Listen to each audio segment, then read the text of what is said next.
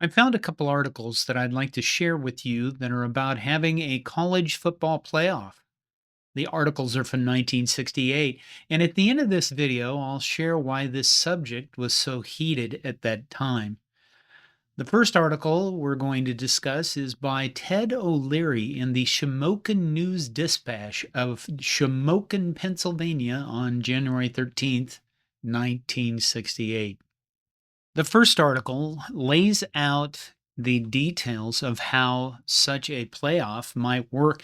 It would be an 8-team playoff, 8 teams from 5 conferences, the conferences being the Big Ten, the Big Eight, the SEC, or the Southeastern Conference, the Southwest Conference, and the Athletic Association of Western Universities, which was what the Pac 12, Pac 10 was referred to at that time. There'd be 5 bids going out to conference winners and then 3 at-large bids, and the whole thing would finish by January 1st. Now keep in mind at this time there's only 8 major bowls.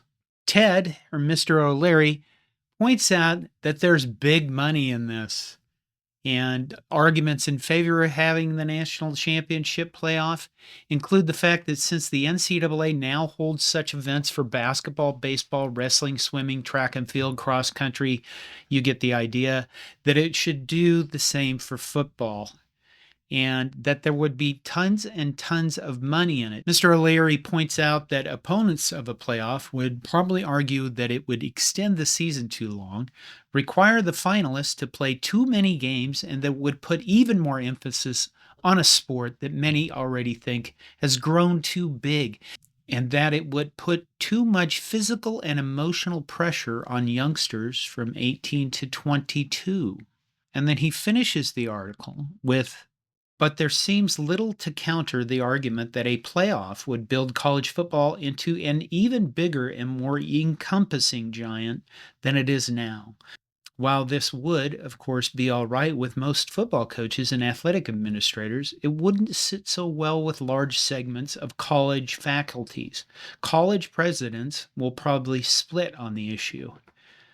And the interesting thing about that last bit is there used to be a lot of opposition to how big college football had grown, and a lot of, how much money was coming in, and our universities should be focused on academics and not be just giant sports machines.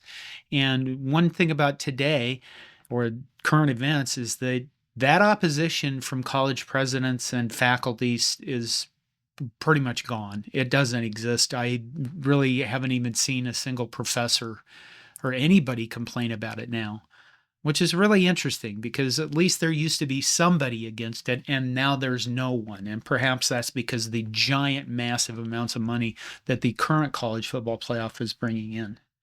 The next article is by Kyle Griffin, sports editor of the Memphis Commercial Appeal, and it's from May 5th, just a few months later in 1968.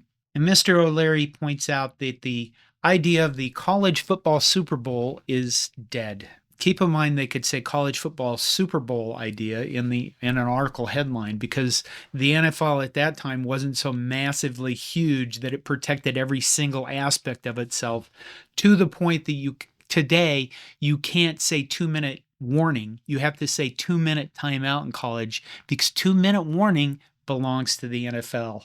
That's how far we've gotten with the money thing and the copyright thing. That's pretty amazing. Anyway, on to Mr. Kyle Griffin's article, in which he includes some quotes from coaches of the time. Mr. Kyle Griffin points out that the whole idea was started by Duffy Doherty of Michigan State during the trying times he had trying to dislodge Notre Dame from the #1 spot in the polls. Duffy, who still sticks by his guns, commented at the time that the playoff plan would never be tried because it makes too much sense. And he states, Duffy Doherty states, is a quote in the article, "No league is as tightly bound to the present bowl system as the Southeastern Conference. It is a mutual admiration society." Later on in the article, we get a comment from Paul Bear Bryant, head coach of Alabama, and he talks about the fact that, yes, they like the bowl system. The Southeast Conference loves the bowl system. It is my personal feeling that any type of national playoff with a possible Super Bowl type of game would hurt the present bowl setup, and I am not in favor of anything that would hurt the bowls.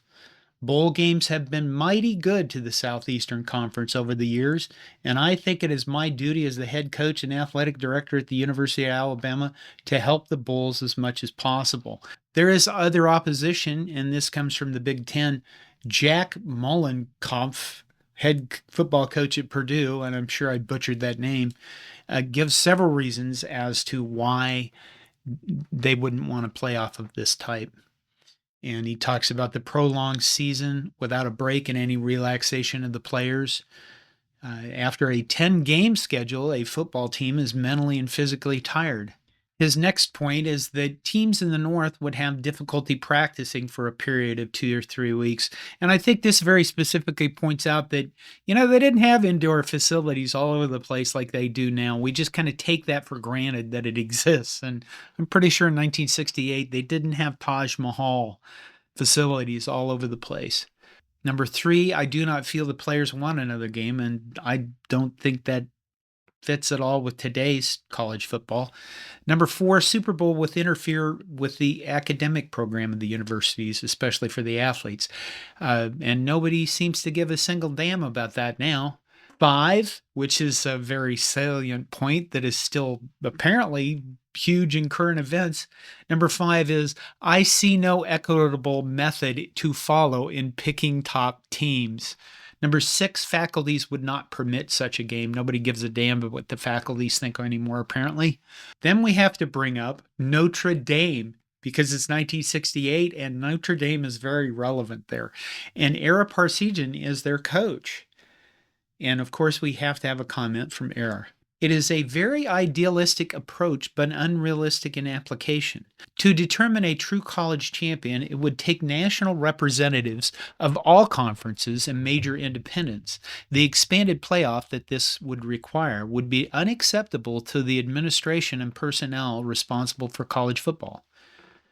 In the case of Notre Dame, for example, our present rule prohibits bowl game participation, let alone an expanded playoff. Well, boy, howdy, has that changed over the years. Mr. Griffin finishes his article with this paragraph. Summed up, it appears the idea of a playoff was born too late. Things have gone too far to be turned around now. It's a grand idea and a fair one, but it will never fly. And he probably says this because the Bulls now, by 1968, have actually become part of college football season when they really weren't that heavily before. They were around and people loved them, but now in 1968, they are a huge spectacle. So why was the idea of a playoff such a big deal in 1968? Well, earlier I mentioned Duffy Doherty of Michigan State, and there was the comment that he was trying to dislodge Notre Dame from their number 1 position. And this is because of what happened in the 1966 season. In the 1966 season, Notre Dame ends up number 1 with Michigan State at number 2. And you may not remember, or maybe you do, in 1966, Michigan State and Notre Dame played to a 10-10 tie in which Ara Parseghian, coach of Notre Dame, was accused of playing for the tie. What else is interesting about 1966 is that Alabama at 10-0, no losses, no ties, ended up finishing number 3 in the polls. And I probably should do an entire video about the 1966 season because it deserves it. It's probably one of the most controversial seasons in college football history. But it's interesting looking at these 2 articles and how people in the 60s were considering the same thing we're in now, and how much difference there was between the coach's thoughts and where we're at now with how much money is in this current college football playoff, how little the faculty or any academics care about college football or oppose it anymore. No university seems to be worried that it's too big or that it has too much influence over their academic mission. Everyone is interested in the money, apparently. I'd love to know your thoughts about these articles and all the changes in college football that had happened over the years, even since 1968, if you're so inclined. If you enjoyed this video, please give it a like and subscribe for more college football history videos.